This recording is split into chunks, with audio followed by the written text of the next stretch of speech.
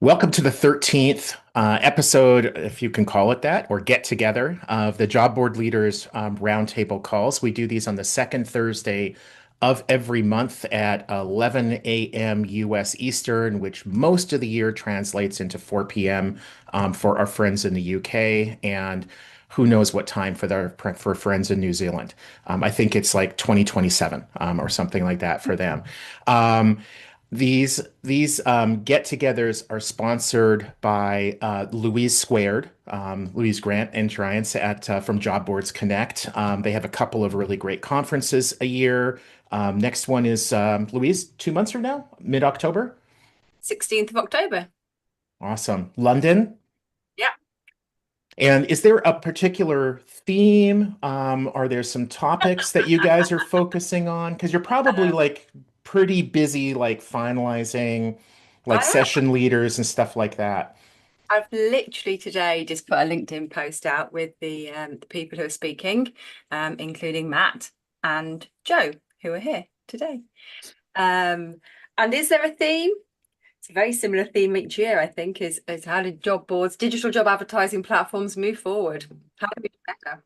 So Awesome. So you're gonna have Joe speak. That's great. And also Matt. Sorry. So for those who don't know, Matt, these monthly get-togethers were kind of Matt's idea. Thank you, Matt. Good to see you again. Today we're going to talk about basically how smaller job boards, niche job boards, they could be general, they could be aggregator, but whatever. Those that aren't the very biggest, the Indeeds, the LinkedIns of the world, how we can compete against them. Um, and I thought it's also, I have a feeling that we're probably going to get into a bit of a conversation about why we should not be competing against them, like not trying to go head to head. I'm a history nerd, and it strikes me how many times a, an army that isn't as strong will inevitably lose if they try to fight a battle on their enemy's terms, right? If you're the weaker nation, you're going up against a stronger army, you don't want to fight the battle that they want to fight. You want to maybe do some kind of asymmetric or guerrilla warfare or hit and run or whatever it might be. But we want to play to our strengths. Um, does anybody want to like sort of kick off talking about whether we're talking about like an Indeed or LinkedIn, things that they've done that have been successful, things that they've done that haven't worked? Well, I'm Uh, always happy to kick off. Oh, Mike, you Go go for for it. it. Oh, I was just going to say the thing about small job boards, but the niche job boards is to stay within your community. I mean, the thing that we have that the Indeeds and the Zips or whatever don't have is we build a community. And the people in that community come to us. And if you become that voice in the community, that speaks volumes, right? That's what keeps you going. That's what's helped us a lot. We stay within our niche and we don't deviate. Mike, when you talk about community, explain that because I know a little bit about your sites, Right. and I do think there is real community there. But I've also seen other sites where they say there's community, and it's really just like a resume database, and there's actually like or CV database. There's no interaction between candidates. Yes, I mean, like what we do, we're involved in the disability community, nationally, statewide, in different states. Um, we hold scholarships for college students with disabilities. We have a training program for students with disabilities. We work with different state agencies to help. We do philanthropy to different causes on disability. So the community, the disability community knows us, right? So even though we don't get like the anywhere near traffic that a big board will get, if a person with a disability is looking for work, they know about us at least. Whether they come or not, it's a different story, but they know maybe I should check this out. Have you done in-person events like No. meetups? No, it's Okay. it's all it's all online. Okay. Has anybody like, Matt, maybe anybody done meetups with for candidates? Thing is in real life, webinars where people like almost like a round table where candidates can kind of gather, share tips. Yeah, Joe. Yeah, we did a couple of real live in-person events early on in our company's history. We've also dabbled with and done a few or several webinars too. I wouldn't say we have cracked the nut on it. We have we're probably one of those platforms that you referenced earlier, Steve, that talks a lot about community, talks about its users as members. Have been doing that since day one, but don't really dive in headfirst to build a community in the traditional sense. And what I mean by that is facilitating communication and dialogue, whether in person or virtually, between and amongst our members. Um, uh, in spite of that, however, and I'll tell you why we haven't done it. In spite of that, however, I truly believe that a decently large percentage of our nearly 1 million registered members at ExecThread do feel like it's a community because we personalize things. I'm the face of that community. I put myself out there first and foremost, and I personalize things. I talk about things uh, in a very real, pragmatic way. I facilitate dialogue, uh, predominantly through LinkedIn posts and newsletters. Um, and that gives an opportunity to our members to interact with us. And that said, we've steered clear of community building to date, at least, because it's exceptionally cumbersome Yeah. and time consuming and expensive and non-scalable and tough to prove an ROI.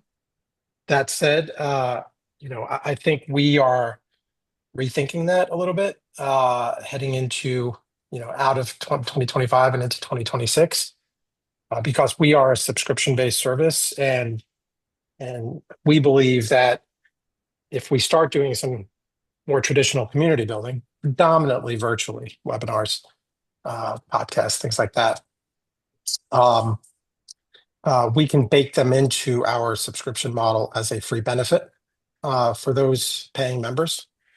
And offering them up to the entire community, whether you're paying us as a subscriber or not. There might be a small fee for participating in those as a non-paying subscriber, but as a paying subscriber, we think that could be a value-added free benefit, and therefore lead to increased conversion, increased retention, reduced churn. Uh, Uh, so we're starting to put more serious thought into it, more than we've ever have to date. Um, and I think we're going to make an attempt at it, and either late this year or early next year. We're probably going to walk before we run. We might even crawl before we walk. Um, but I do see a path to both monetization, indirect and direct, through community, and I also see a path towards uh, increasing engagement as well.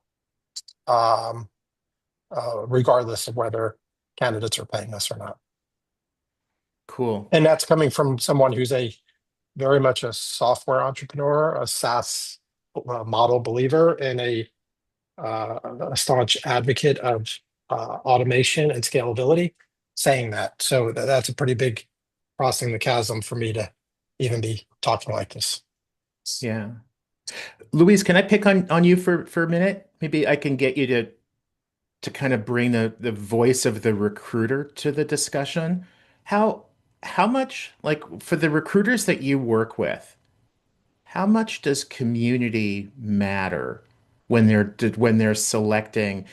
Is it something that they care about, that they want to see that there's real community, or is it about the conversion rates? Is it just not something that they care about? And so if we're going to build community with candidates, it really should just be, we shouldn't be worrying about what the employers are thinking. What are your thoughts? I think it's a really mixed bag. It was interesting when you asked the question about whether job boards are running events. I used to do these recruitment business owner roundtables. So this was for staffing agencies, not in-house. And we used to talk about, I remember doing a whole day session about how some of the people in the room were building a proper community as a recruitment agency. They actually recruited HR people, and I guess they are more up for community than maybe some other jobs are. And it was kind of perceived to be like a really dangerous thing when you bring these people together. Maybe they'll find each other jobs and they won't need to use a recruitment agency. I don't know the answer whether do recruitment staffing agencies and HR departments care if your job board is a community. They care if the job seekers are on there. They want to, I've said this is my saying, is fish where the fishes are. And if they Yeah. believe you have a pool of people, they probably don't care that much how you got that pool of people. And so building a community is a means to your end, which means that you're more likely to have recruiters. I mean, obviously we're kind of talking about this, but one of the things I was interested in is kind of why are we even having this conversation? How has Indeed / LinkedIn, Indeed, why do we need to have this conversation? How have they got this dominance? And I entirely agree with Mike and anyone with a niche job board. You've got a really strong advantage there. But for generic sites, it's tough, isn't it? I would So, have. no, I'm sorry, go on. Thanks, Joe. I'm just going to say I agree with Louise there that the clients at the end of the day don't really care how you get your audience, so long as they get applications from that audience and those applications are good applications. It's great that Mike has a community and it's makes his product unique. That's fantastic. And I think also Joe is absolutely spot on when he says, this is not easily achieved. And if you're not careful, it can become a huge distraction. And it's good to take baby steps into it. But if you look at Stack Overflow and their success, I guess their recruiting customers didn't really care that Stack Overflow was an amazingly successful forum for coders and programmers. What they cared about is that those coders and programmers applied for their jobs. They might then go to Indeed to find the same, to find a group of people to apply to their jobs as well. So, yeah, I'd just say Louise is right. And that Joe is right. I think it can really work, as Mike is showing, but it does take time. You're basically spinning two plates. You're running a jobs board and you're running a community. And you've got to think, okay, what is that community? Is it going to be a forum? Does it need to be on our website? So there's a really good nursing community on Facebook. Nursing notes, which I've been envious of in the past, but thought, well, Facebook actually owns all those people. The community is on Facebook, it's not on a website. And so to get that community to come to your own website and do things like join a forum and chat together, it's pretty hard. Just I would, Joe. I was just going to say, I would go so far as to say that doing community in both the traditional way as well as kind of the right way, it's kind of analogous to running an event management company. It doesn't matter if you're doing it online or offline. You're bringing people together, and that's a whole different business than the business that the majority of quote unquote job boards are in. I'm not saying it shouldn't be done. I'm just saying that it needs to be thought through very carefully. And my inclination has been to resist that temptation almost every step of the way. We've tested different ways to do it, always with the mindset of how do we indirectly or directly monetize it? Because we know that the intangible benefits of community building, the engagement, that it leads to both on and off platform and the brand building and things like that. But that's tough to monetize, or that's tough to substantiate from an ROI perspective. And at the end of the day, you could be as well-intentioned and altruistic as possible in terms of wanting to build a community, but we're all running a business. And, if those community building initiatives takes you off course or makes you unprofitable or far less profitable or takes your eye off the ball, it could be a slippery slope. Yeah, distraction is an, to be avoided as much as possible when you're running a small business, that's for sure.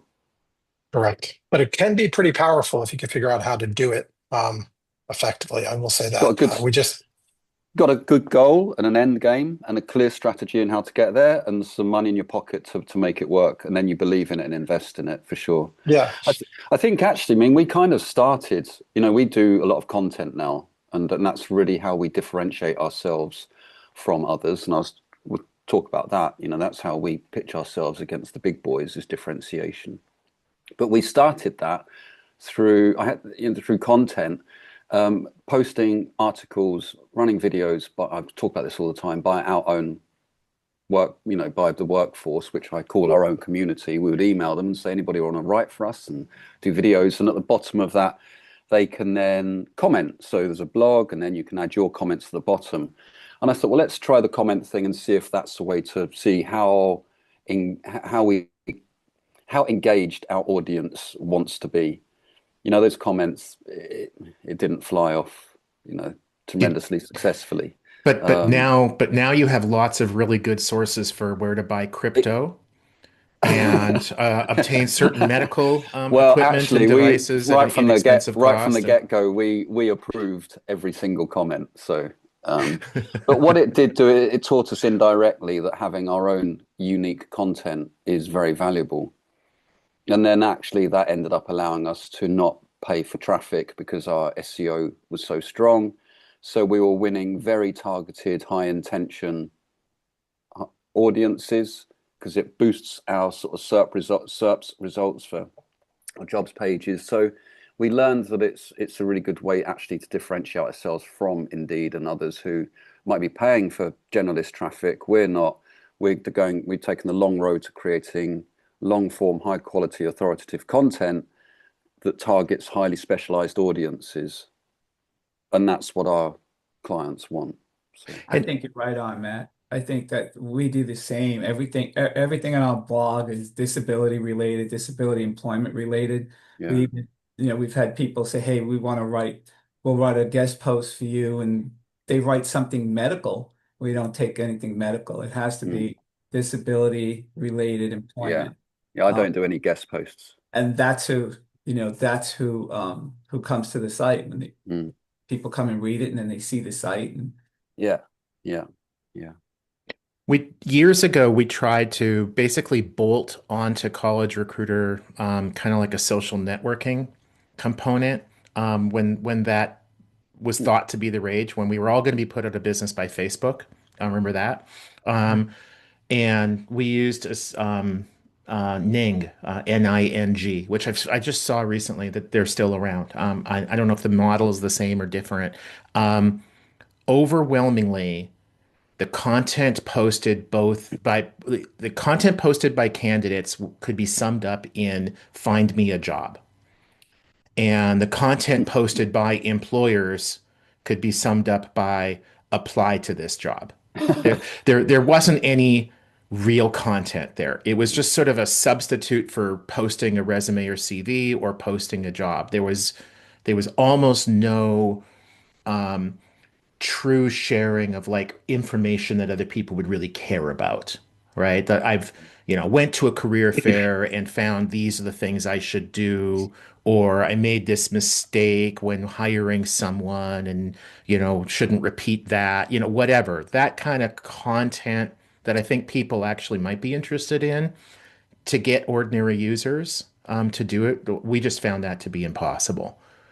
So we do allow select exec thread members to speak to our community through social posts and through being featured and spotlighted in our newsletters.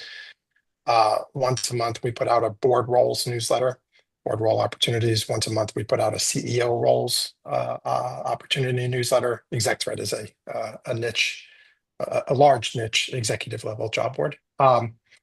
And we interview one exec thread member a month who's a board member, one exec thread member a month who's a CEO. We give them a set of canned questions, around a half a dozen. Tell them to keep it tight in terms of their answers, one or two short sentences each. We send them the questions in advance. They send us back the answers. We curate and QA those answers, mainly to kind of tighten them up and make sure it's not a bunch of self-promotion.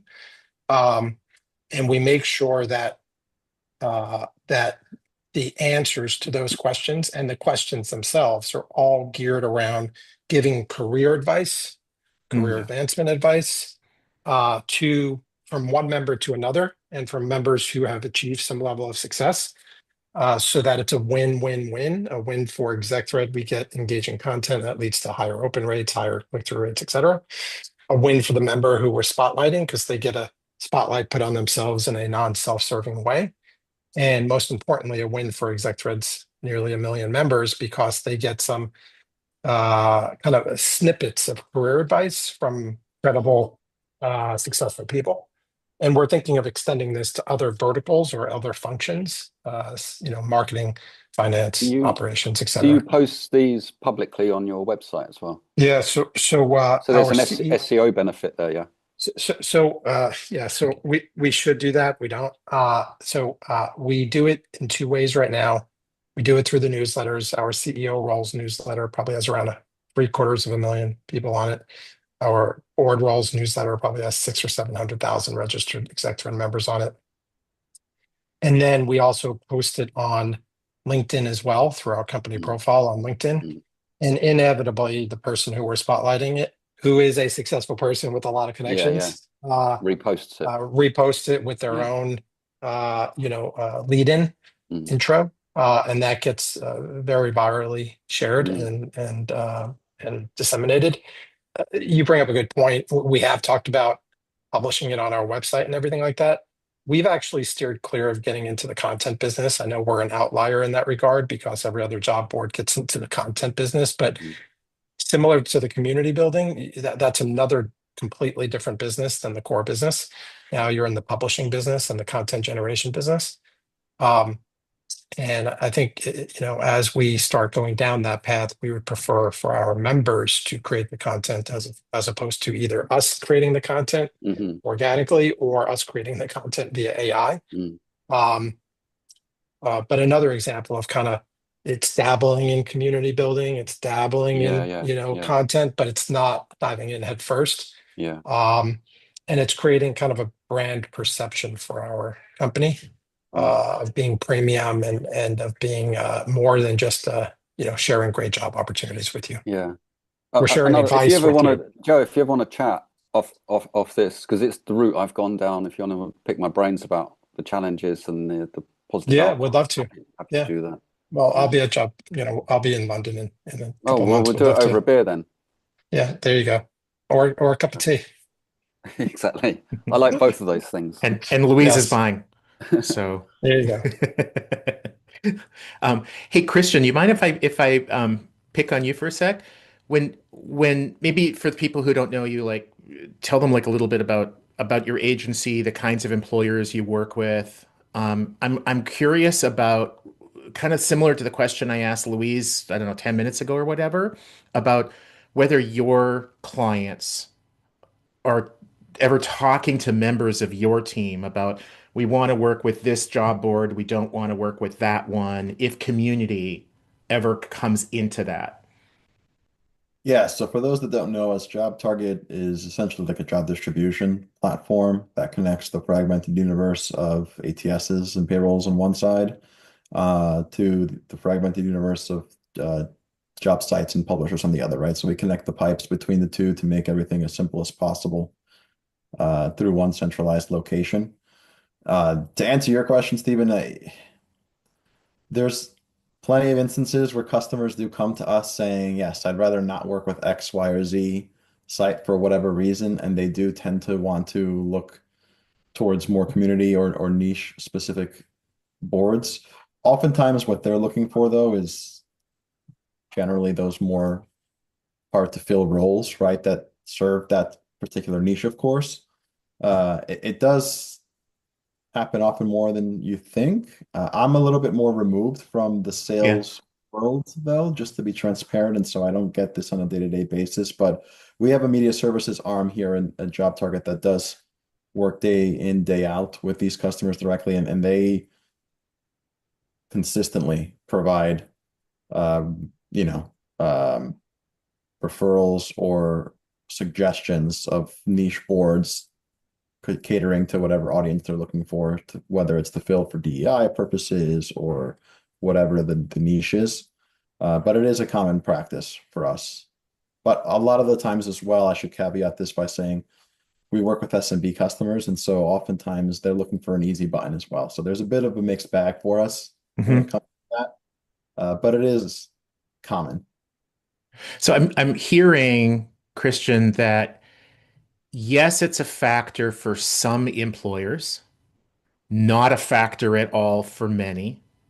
And it's probably not the primary factor for any of them. It's kind of like it's nice to have. Maybe it gives them kind of the warm fuzzies. We want to be a part of this. It feels good. Right. They typically want the easy button because, at least with our customers, they're teams of one oftentimes, right? So they don't have the bandwidth to manage 100 different things at once. And so, they'll typically use programmatic type of services to keep things simple. When they feel the need to have to venture out into more niche specific strategies, that's where they'll ask us for additional ideas or suggestions of where to branch out to.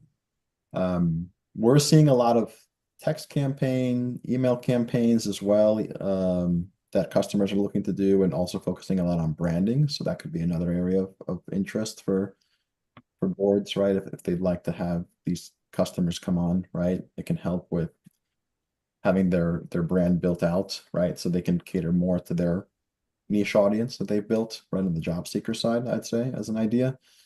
But yeah, you're absolutely right, Stephen. It is more or less common, I should say, right, in terms of them using that as the first strategy. Yeah. It a lot of this reminds me of the Simon Sinek.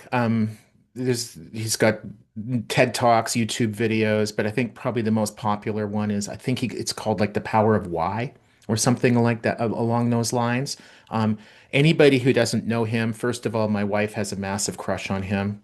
So you can watch that and make your own judgment for that.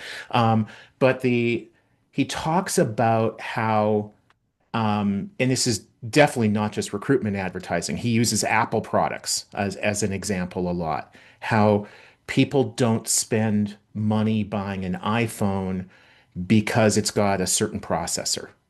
They buy the iPhone, they make the decision to buy the iPhone because it kind of makes them feel good. And then they justify that decision by talking about, how big the screen is and how many gigs of memory it has and whatever. And so it's like the decisions are made emotionally, but they're justified in kind of more of a rational basis.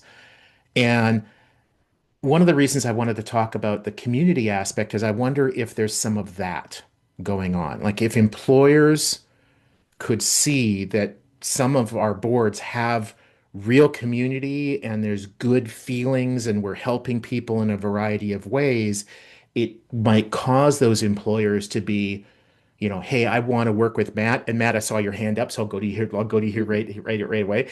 But I want to work with nurses.co.uk because it makes me feel good. I want to be part of that. But then I'm going to use pricing and number of candidates and blah, blah, blah to justify that decision. Matt, what thoughts? So that would that would be lovely if that were the case. Unfortunately, it's the other way around for me. Interesting. So I would say nearly every meeting I have, if I get that far, because I get an inquiry or I'm doing cold calling, and I'm always after having a meeting on Teams or Zoom. And one of the first things they say to me is, right, we're paying a lot of money. They literally tell me they're paying a lot of money to Indeed and to LinkedIn. That's how the conversation starts. Yeah. And they might have a bit of money left, and they're probably going to look for a specialist. So that's why they're happy to talk to me. But it's then straight to how many applications can you deliver? It's not, I really want to get my brand onto nurses. I really want to reach your community. I've got a bit of money left. I need some applications. And by the way, I need your applications to be different to the ones I'm getting from LinkedIn and Indeed. Oh yeah, and you're supposed to guarantee that, right? Yeah. And so this, and I've been having these conversations for a long time. And this is why, for me, and I can't talk for other niches or sectors because I only know about health and social care in UK and Ireland. For me, it's all about differentiation. How do we differentiate ourselves from Indeed, Reed, CV Library, and Total Jobs? Yeah, That's so what we have to double down on. I agree.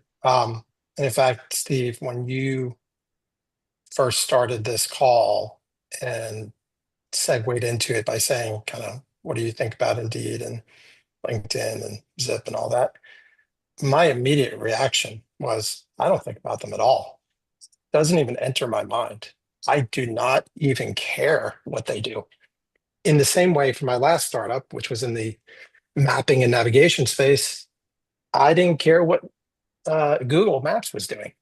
I just didn't. Because if I did, well, what am I going to compete against them as a small little startup? There's no way. They have far more resources than we do. So we have to figure out how to innovate around the edges, and we also have to figure out how to uh, serve up a value prop that is differentiated. And in fact, you mentioned Apple before. I forget what quote or what analogy you offered up. My last startup that I was the founder and CEO of was acquired by Apple. And I spent 3 years at Apple in both Cupertino and New York. So I know a thing or two about Apple. And one of my favorite Apple related quotes, which I completely agree with, and it's a Steve Jobs quote, which is the one about what customers want or don't want, or whether they know what they want or not, which is give customers what they want. But that's not my approach. This is Steve Jobs talking about. Our job is to figure out what they're going to want Yeah, before they do. I think Henry Ford once said, if I asked customers what they wanted, they would have told me a faster horse. right. People don't know what they want until you show it to them. And I'll just give you an example, like exec thread. I did not come from the HR space. I did not come from the recruiting space. I did not come from the job board space. And in fact, up until very recently, I didn't even consider exec thread a job board. And I said to myself, you know what? I'm an executive. I get approached by executive recruiters for jobs that aren't publicly posted. I wonder how I can get access to more jobs that aren't publicly posted. And that was the thesis for exec thread. And now, 9 years later, we are crowdsourcing and direct sourcing and cleverly sourcing over 10,000 in any given day, hundreds of thousands a year of jobs that aren't on LinkedIn, aren't on uh, Indeed, aren't on ZipRecruiter. And we have 1 million registered members. If anyone in the job board space told me to do that, or they would have said it wasn't possible. So like Indeed's not going to do that. ZipRecruiter's not going to do that. LinkedIn's not going to do that. But I'll gladly do it because it's a nice business and it's serving a real need. And no customer told me they wanted that. No job candidate said, you know what? I really want access to thousands of those jobs that executive recruiters are working on instead of being selectively, approached by them one at a time. Do you have a So, UK version of this show? we're global. We have, job supply throughout the world. It's predominantly heavily, North America focused. UK is our second biggest market, but outside of North America. But we haven't created country specific versions of our site. That's probably on future roadmap. But my main point here is that like you have to be contrarian. I believe in if you're hoping to innovate, whether it's directly innovate or indirectly innovate, you have to be contrarian. You have to take the path less traveled. It doesn't always work, but when it does, it's pretty cool. So a couple things, if I can jump in. go on. I need to address Joe's quotes because he So missed they're not my quotes. They're Steve well, Jobs quotes. yeah, you were quoting him, and Henry Ford. Another one that's along the same lines for those of us on the call who know that ice hockey is the one true sport, is and Wayne Gretzky. it's attributed to Wayne Gretzky. It was Yep. actually Wayne Gretzky's dad, Walter. Yep. When Yep. Wayne Yep. Gretzky was a kid, greatest hockey player ever, revolutionized the game. And Wayne Gretzky's dad said, "Don't go where the puck is, go where the puck is going to be." Correct. And I was fortunate growing up in Canada, I got to see Wayne Gretzky play in person like half a dozen to 10 times a year, as they continually beat the crap out of my team. But that's another story. But very much so. You could see him on the ice, and it's like, where the hell is he going? And sure enough, 2 seconds later, and you see this in almost any sport, basketball, football, American or the real football, whatever. Um, the other thing is, I do so far, like I haven't heard from anybody on the call. We've got community and it's producing a good ROI. Um, but let me give you an example, and I don't think that there's anybody from them on the call, but I know them really well. Check out Higher Ed Jobs, HIGHER, like higher education. Higher Ed Jobs is owned by a few friends of mine. They've been around since the mid 90s. And one of the interesting things about their site, it's for staff and faculty of colleges and universities. I believe it's all in the US and Canada. But one of the really interesting things about their site is that their employer customers are also their candidates. And so when they get a professor, like a department head, the math department posting a job, there's a really good chance that she is also using higher ed jobs to find her next job. And I think there are definitely some That's great. sites like Joe's, yours might be like that, Mm. right? If you're going to help well, just the easiest example would be like a CHRO, like find their next job. There's a really good chance that that same person is then going to be posting jobs.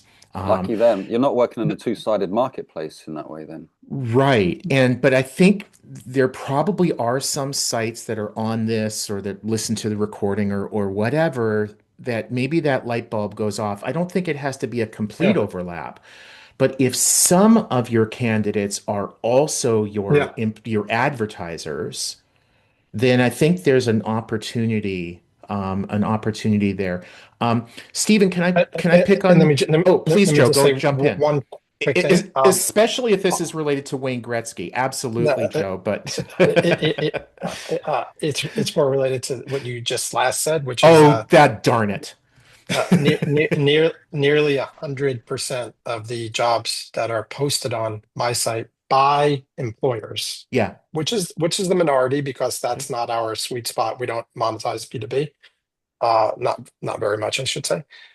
Nearly 100% of them are posted by executive members who first found out about us and our value prop as candidates. Perfect.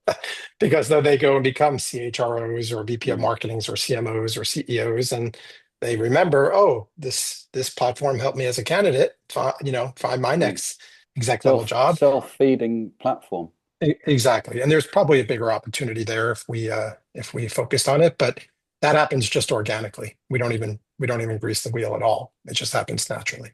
Which is a really good sign, right? But it Yeah, also I means think that there's so. an untapped opportunity there because if that Absolutely. wheel is moving on its own, you could give it a push. Correct. Sorry to interrupt, by the way. Yeah, no sweat.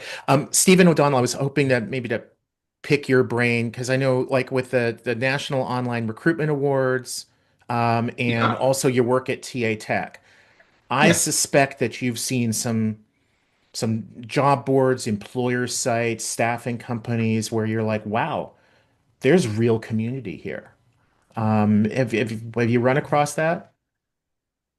Yeah. There are, and actually, there have been waves of job boards with communities, niche job boards, almost always with communities that are at the fore, and they provide much more than job advertising because they're getting into the landscape of the sector that they're serving. So if it's in, architecture jobs or health sector jobs or whatever, then they'll have much more going on than that. And Yes, there's a community that surrounds that. So, especially in London, and forgive me if I'm not remembering the names, but in London there are a number of there are three in particular, and I'm not grasping the names, but in the design sector, design, graphic design, and so on, and one in the film sector where they it's a job board, but the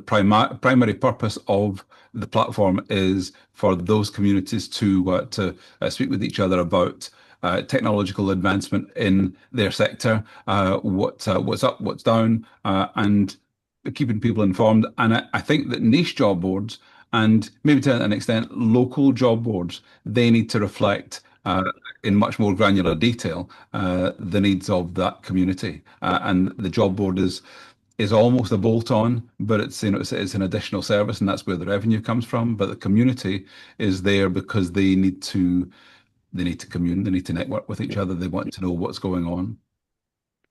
So that's really interesting, and that caused me to remember. I'm in Minneapolis, Minnesota, and there was a site here owned by again Minnesota. I think it was nurses.com, Uh-huh. and it was he he died tragically. It was awful. If anybody wants to be voyeuristic, Google it. It's like Mhm.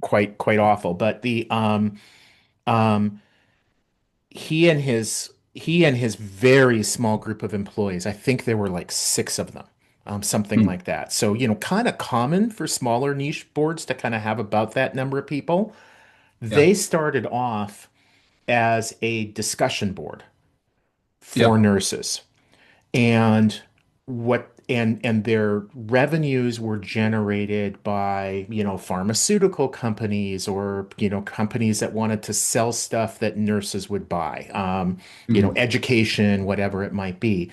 And what they found was that a significant amount, I don't know if it was most, but I think it was enough that they were like, there's a business here of their active users, which they had hundreds of thousands or millions. It was a Yeah. very active board. Were exchanging information about job tips. Hey, Yeah. this hospital's hiring, that hospital's. So they added a job board onto it, and the main purpose for people to come to the site was the community, sharing tips, complaining about, you know, we're nurses, we shouldn't be doing this kind of work. We should be having more Yeah. wage protection, whatever the issue might be. And on the Mhm. side, were Yeah. jobs. Matt, I can Well, see. Yeah, well, can I just Yeah, interject very quickly? And sure. I don't know if you have Mike on screen talking about it, but as far as I know, Mike's website is exactly this. Is Mike that right, Mike? Corso. Yeah, Yeah, that's what we do. yeah, Kind of. We help, I mean, people call in for help. We get calls in. I want to go on Social Security disability, or the state's not doing this. What does the ADA say about that? So we're real responsive to the community in a lot of different ways. So when they do, because not everybody with a disability can work or wants to work, but when they do, then hopefully they come to us because we're there for the other stuff within the community. But we get calls like that daily. Yeah. and Stephen, your point about candidates and users sharing tips with each other, which was the starter of that discussion board, which then Yeah.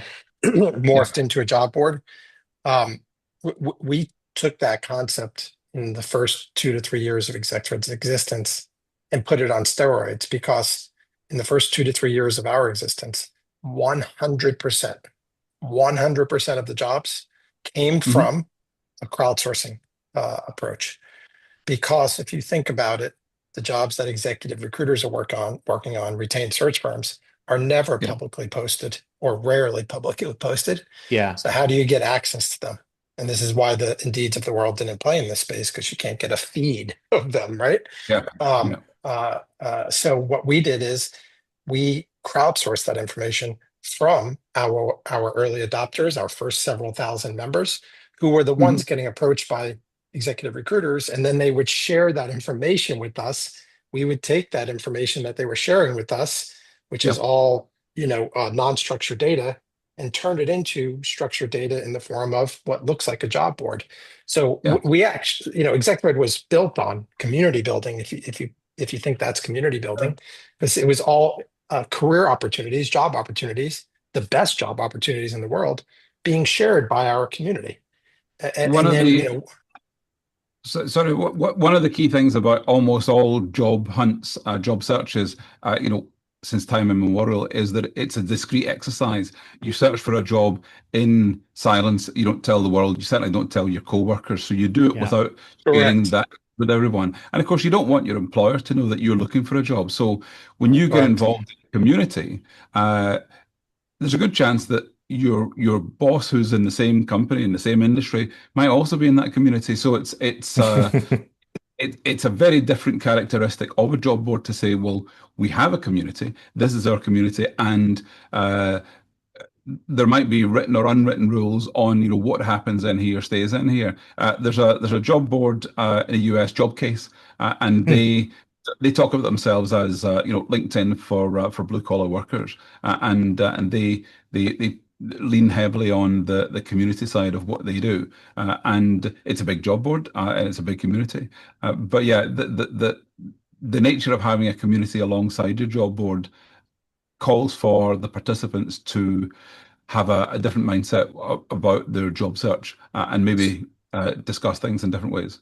So it's really interesting you say that, Stephen, because when ExecThread members contribute jobs to the platform that they were approached for by recruiters but aren't interested in pursuing, we keep that information confidential and clandestine. We do not tell anyone else in ExecThread who contributed that job.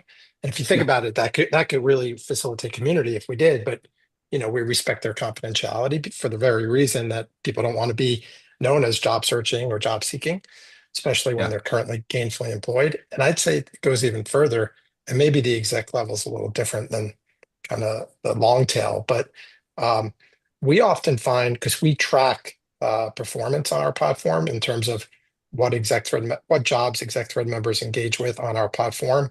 And then if they go update their LinkedIn profile 3, 6, 9 months later for the same job that they engaged with on ExecThread, we make that connection through data to identify success stories. We actually tried to put spotlights on those success stories by going back retroactively to those ExecThread members to say, hey, we saw that you got the job that you engaged with on ExecThread. And you know what? 9 out of 10 of them said, no, no, no, no, no, no. I didn't find it on ExecThread. I was approached by the recruiter. And I'm like, no, you aren't. So there's this perception issue amongst candidates, whether I'm job seeking, but I'm not really job seeking, or I got the job, but I didn't find it through a job board, so it's tricky. I call it the theater of recruitment, where everyone is aware of how they're perceived, whether they're looking for work or open to offers or whatever. Correct. Yeah, Stephen, your comment about the job seekers not wanting other people to know that they're searching is absolutely true. And I think one of the many brilliant things that LinkedIn did is it somehow convinced everybody that it was okay to have a public profile on LinkedIn showing all your work experience. I'm not here looking for a job. Oh no, no, no, no. I'm here to better my career.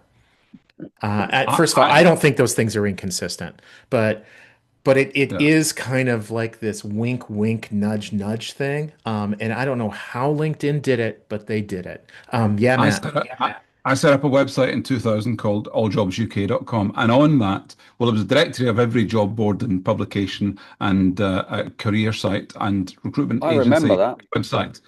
So All Jobs UK had all of those things, but the thing that most annoyed staffing firms is I had a directory of individual recruiters that worked at staffing firms, and there were about 15,000 of them, and I just posted them on there without asking anyone, thinking, well, this is a public service to job seekers to find recruiters that specialize in this field, in this location, and here's their expertise.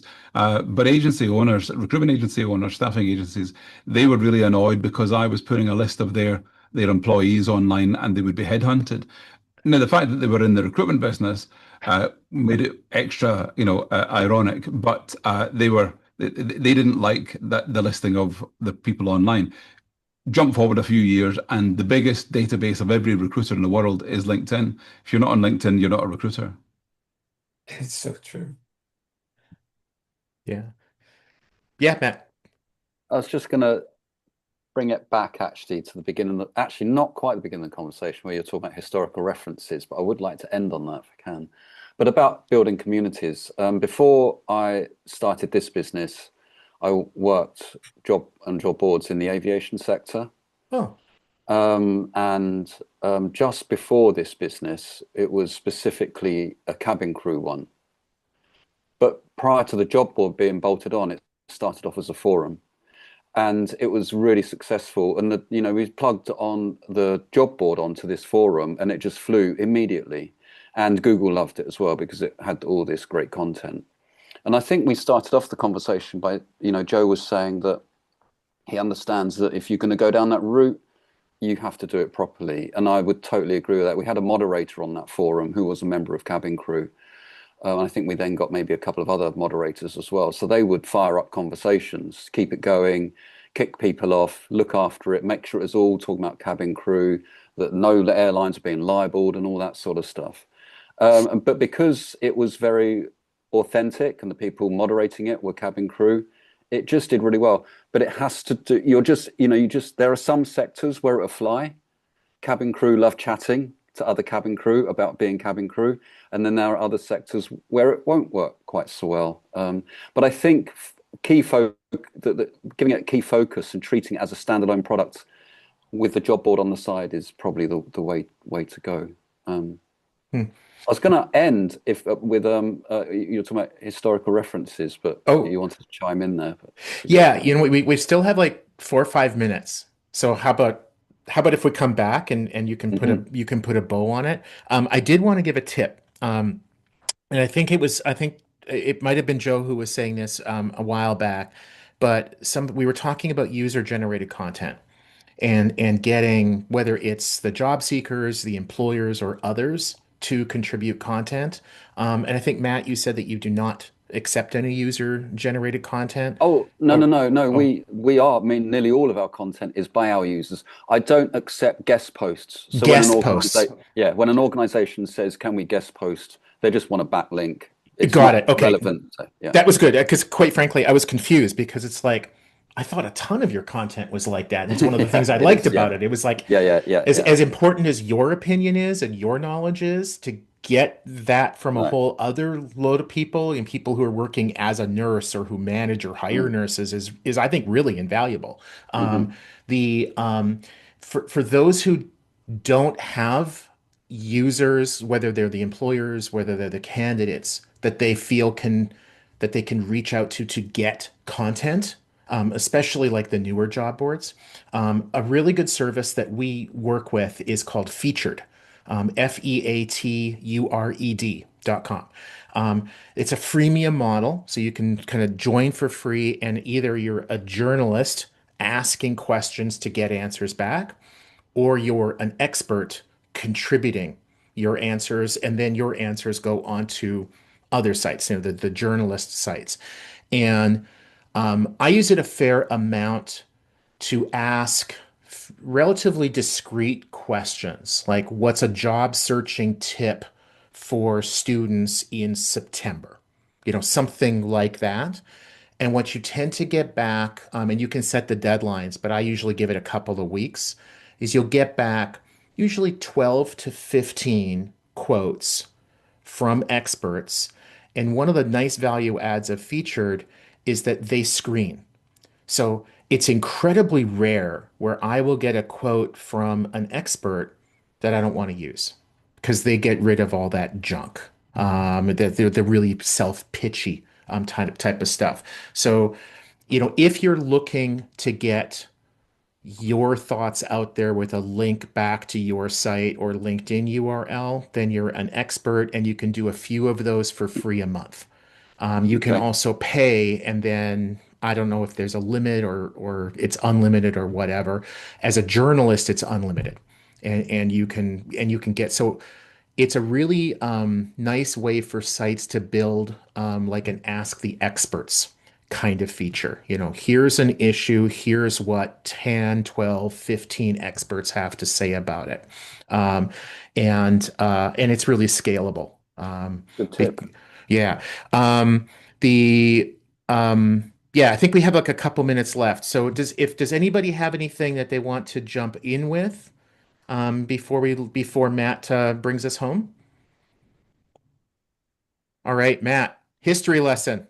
Well, I Nerds of the like you. world, buckle up. I also love history, and I'm an addict of the Rest is History podcast, available on all streaming services. It's brilliant. And they recently did a series on Hannibal. Oh, And, it does, I love the parallels you can draw from history yeah. into business. And, Hannibal was an amazingly effective general and commander against the Romans.